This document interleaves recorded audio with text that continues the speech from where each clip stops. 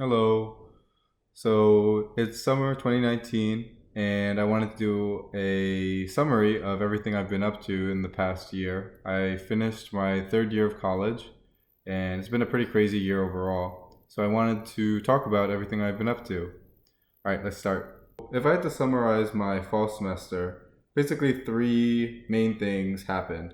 I made new friends in my majors.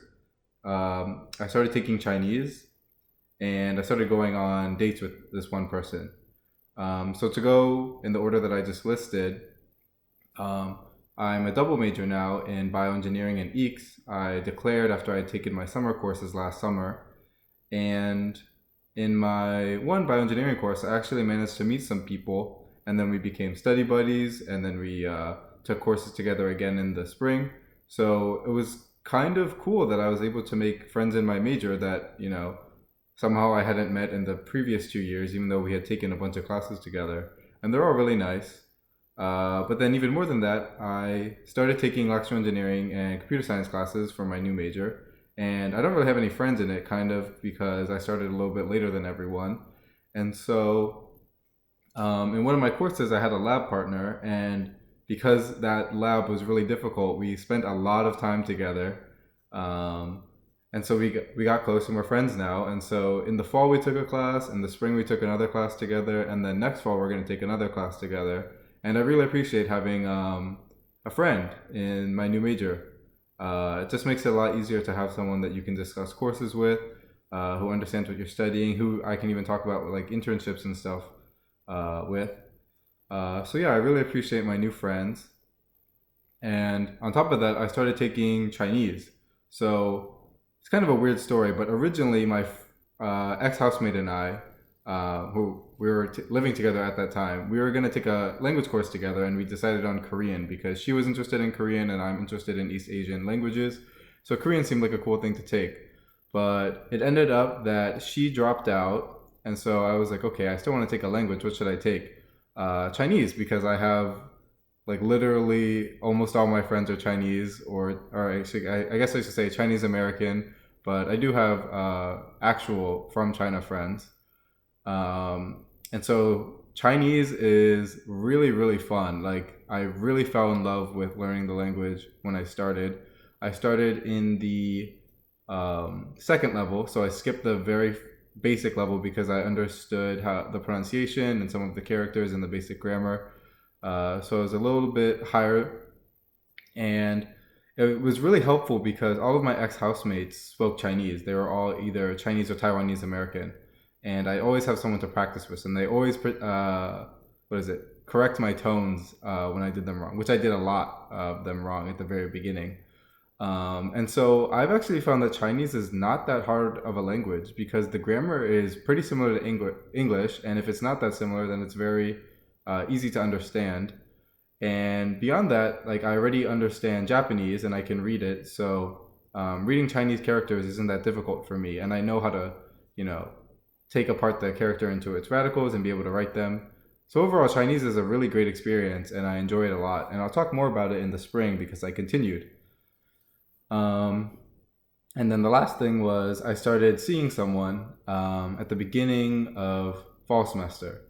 And so that memory actually is like the main thing that defines fall semester for me personally, because I was so happy, I guess. I was really happy during the first bit of fall semester, but a lot of drama ensued.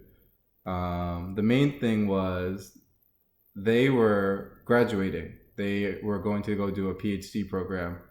And so they were only in Berkeley until like October basically, and then their program started.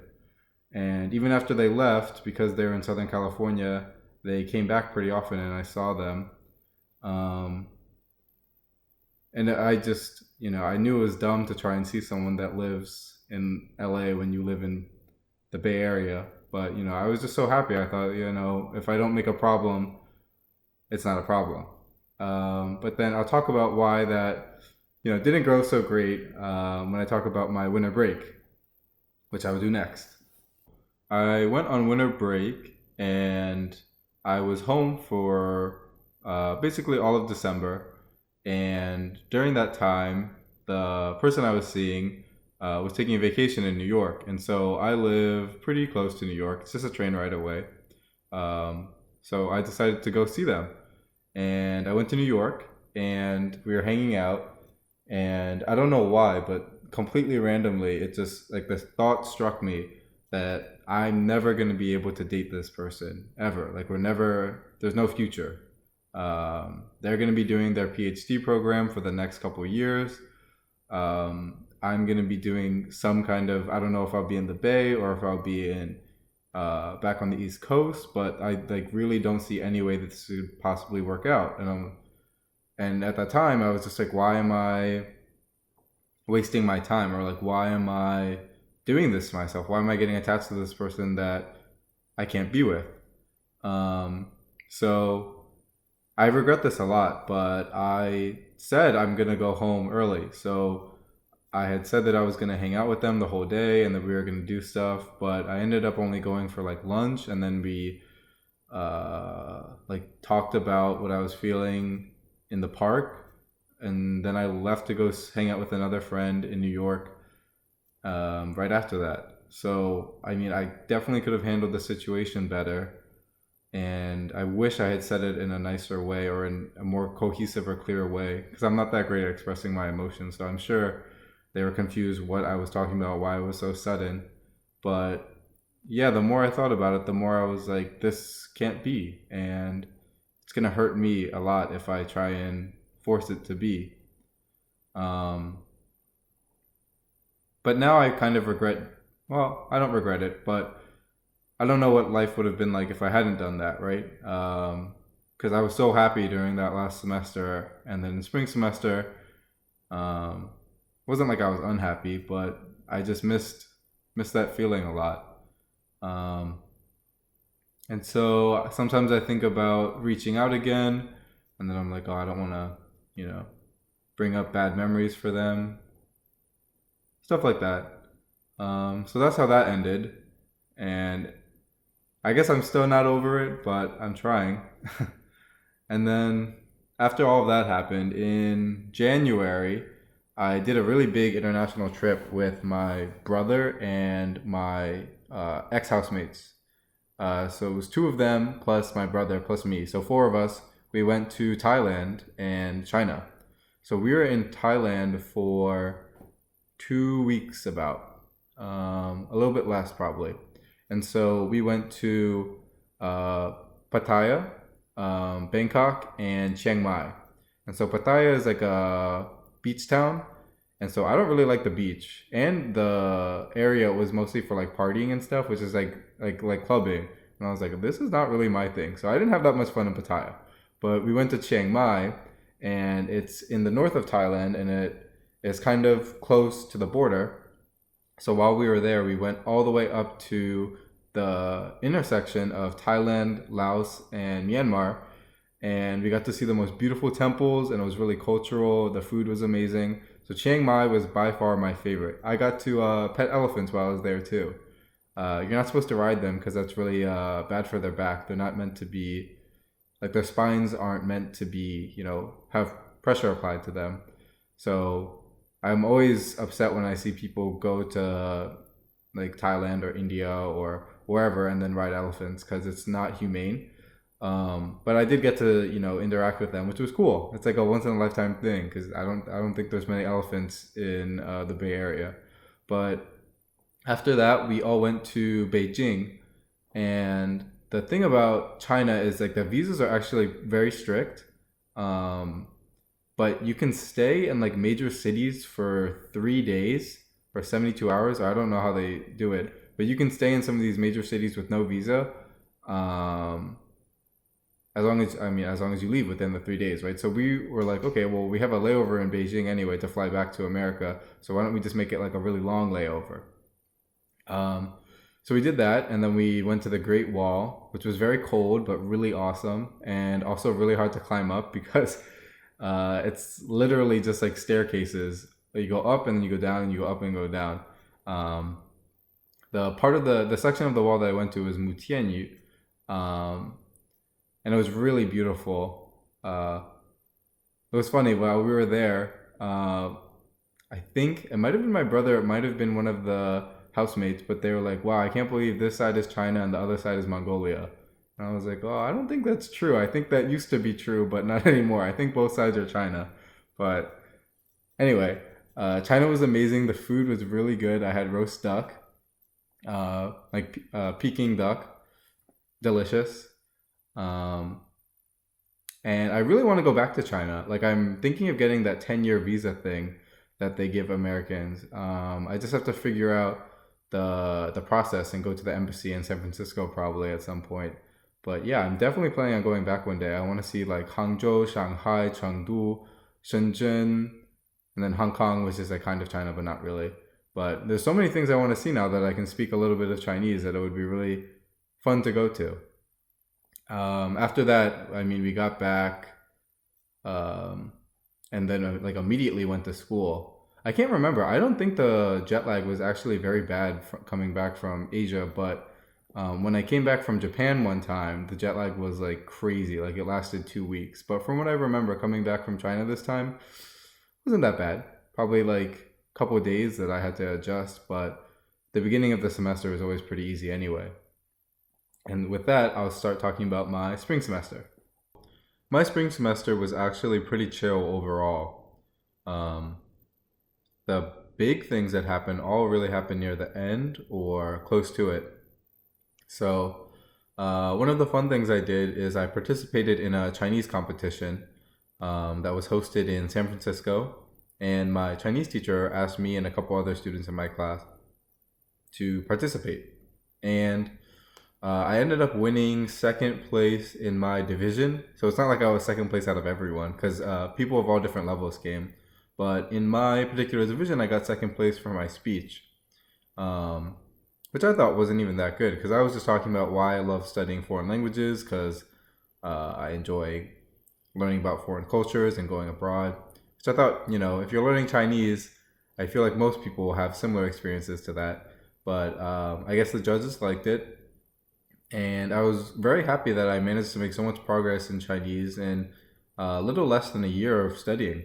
I feel like I can actually have a intelligible conversation with a Chinese person in Chinese, which I've actually kind of tested. I have friends from China, and we will converse only in Chinese sometimes, kind of for fun. Also, sometimes like in the library, if you don't want people to know your business, you can speak in different language. I don't know.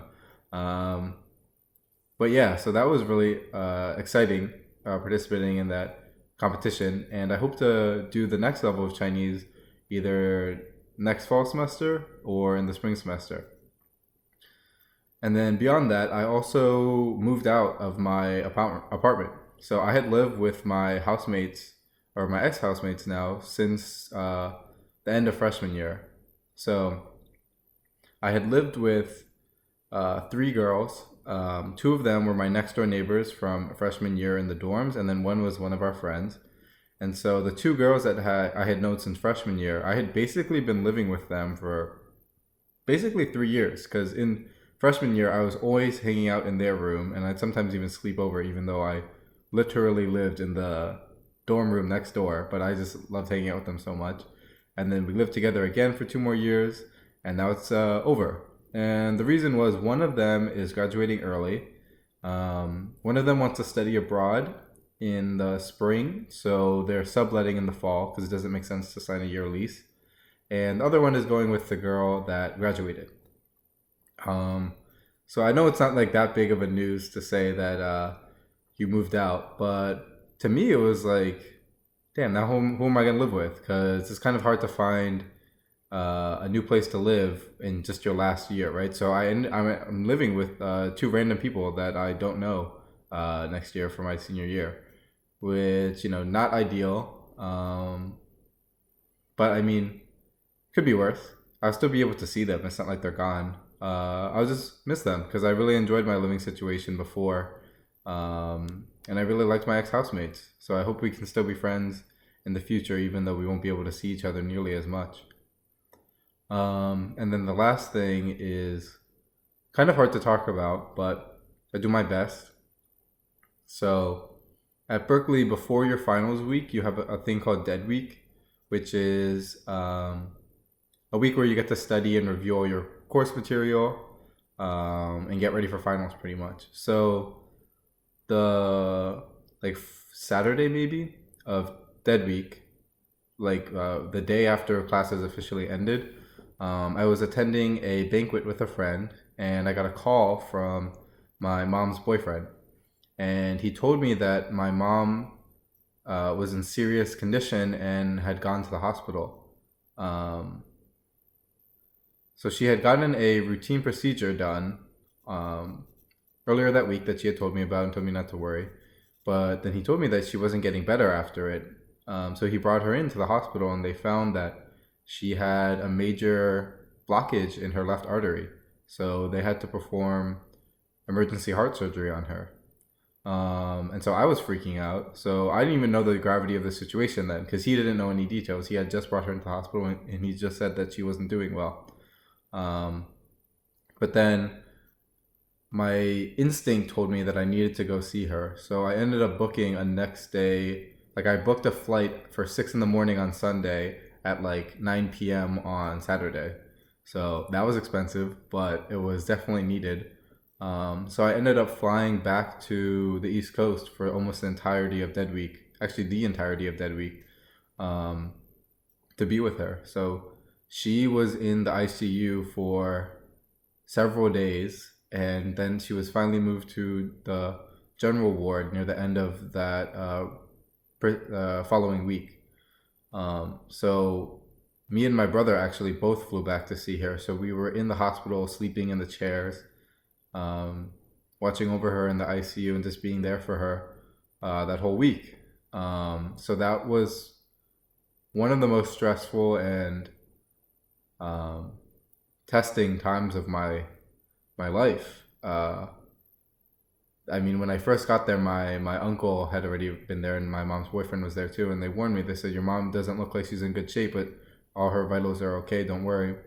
But as soon as I walked into that room and I saw my mom just lying on the bed like that, um, I just started crying immediately. Like, I was bawling because I couldn't believe that my mom, who was so strong, so healthy, could be, um, that quickly, that suddenly, so ill.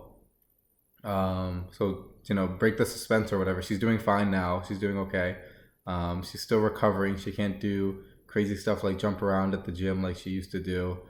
And she couldn't lift heavy stuff for a while. But she was back at work after like a couple weeks.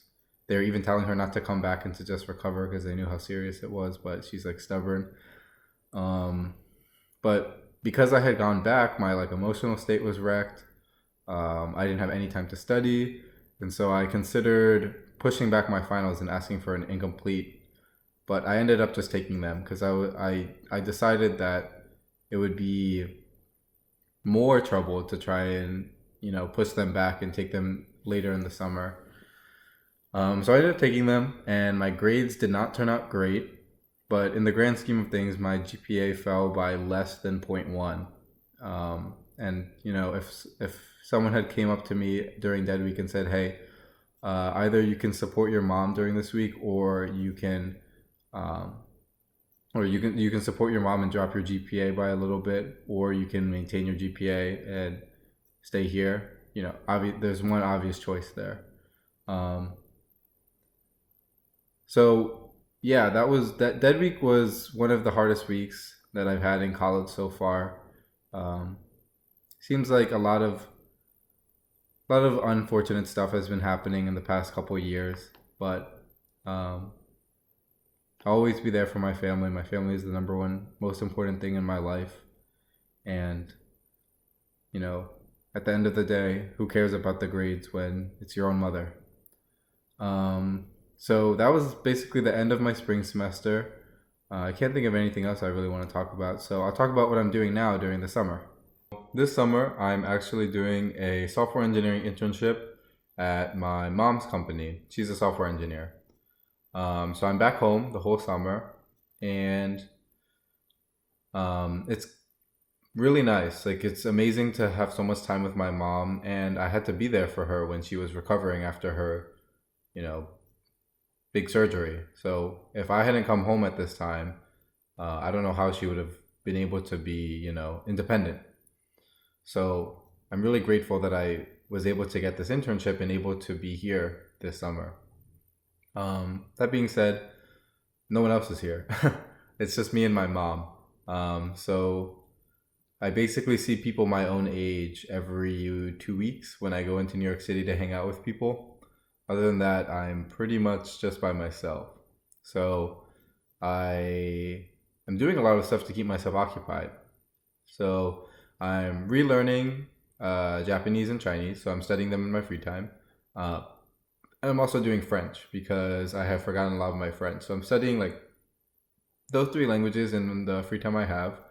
Um, in addition to the internship I'm doing as my full time job, I have another remote internship that I'm continuing from the spring semester.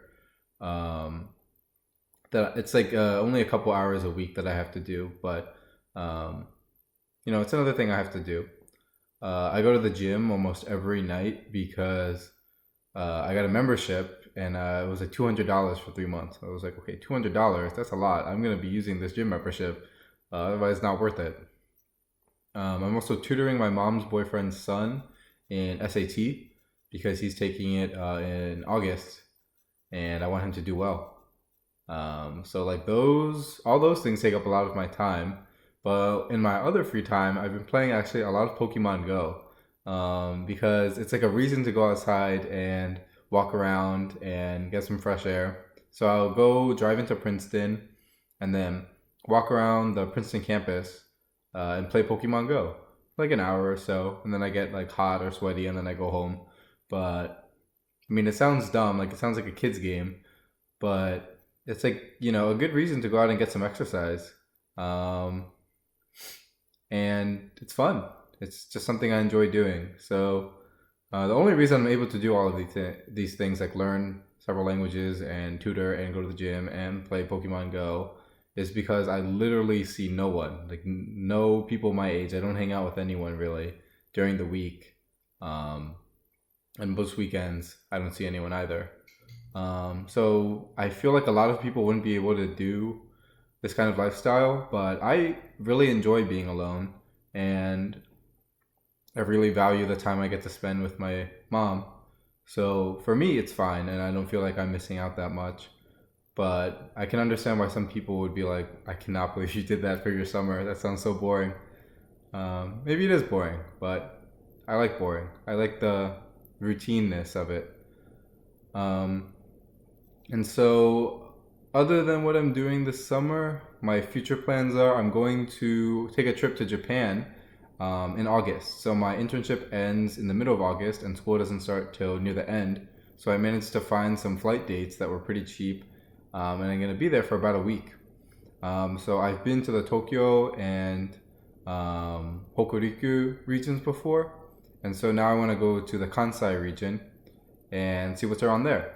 And so I also contacted the old host families that I had stayed with, and they said that they're around for me to meet up with them. So I actually bought a train pass. It's called the JR um, Kansai Hokuriku Area Pass, I think. So basically, you can take any JR train in the Kansai and Hokuriku area, including Shinkansen. So I can go from Osaka, which I have my Airbnb at, to Kyoto in like 15 minutes on the Shinkansen. And I can go from Osaka all the way to Kanazawa, where one of my host families live, on the Shinkansen. So I'll be able to do a lot of exploring in that region and be able to see my old host families. So it should be a really fun trip. I'm really excited to go. And that's why I'm studying Japanese again, because I want to be able to uh, fully be autonomous, right? Because I'm going alone, so I won't have anyone to rely on while I'm there. Beyond that, I've been applying and interviewing for some internships in the fall or the spring, because I can graduate in one semester if I want, but I don't know if I want to do that. So I was talking to people about it and my mom, and most of them were saying you've already got an internship, actually two on your resume. and um, that's already like sufficient. And the money is nice, but you're gonna be missing out on having fun your senior year, the last year you're in college, the last time you get to hang out with all these people, these amazing, smart, talented people, before you go off and you're an adult. And I'm kind of in two minds about that because I don't really consider college a time that you're supposed to be having a lot of fun. I think it's just a stage in your life that you have to get through to get the career that you want. I don't think it's a party for 4 years. But at the same time, I'm not a machine, right? Like I have to have fun. It's not like I have to have fun. It's like I want to have fun too. Um, so I don't know what to do. I don't know if I should. I mean, I haven't even got an offer yet, so I don't know if the choice has been made for me or anything. But I don't know what I would do if I got an internship offer. I don't know if it's worth it to do it in terms of how many memories would I be missing out on making if I took it. So those are basically the two things that are in the future for me right now. I'm really excited to start my next year at Berkeley, and at next time I talk to you guys, I will be graduated and I'll be a full adult, which is really weird to say. But until then, see ya.